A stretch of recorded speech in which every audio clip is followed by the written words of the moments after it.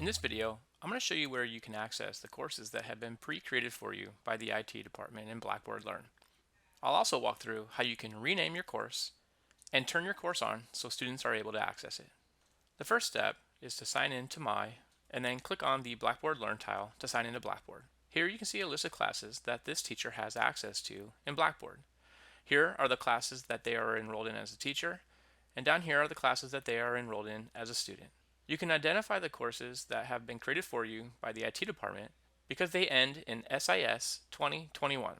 These courses were created based on the student information system and the courses that you are currently teaching. If a change is made in the student information system, you can expect to see a course created for you in Blackboard within 24 hours. The IT department will automatically be enrolling students into these courses when the school year begins for students.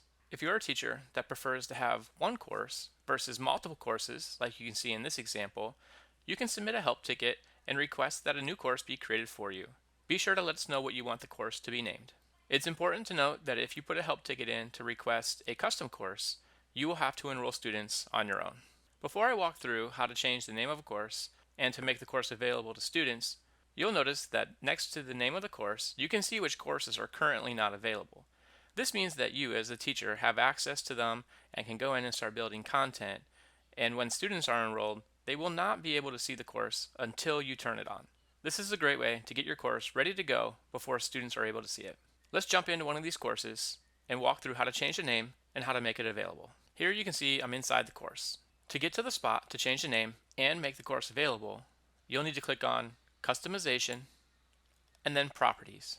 Once you're on this page, you have the option to change the name and make it available on this one single page. Up at the top, you are able to change your name by deleting the content that's listed here and typing what you want. Now that I've customized the name of my course, let's scroll down to see how we can make it available for students when we're ready. Here, underneath Set Availability, you can see that the course is currently listed as No, not available to users. When you're ready for your students to access the course, underneath Make Class Available, you can select Yes. If you've changed the name of your course and you've set it to be available, all you have to do next is click Submit. Now that I've changed the name of my course and made it available, here you can see it listed underneath My Classes.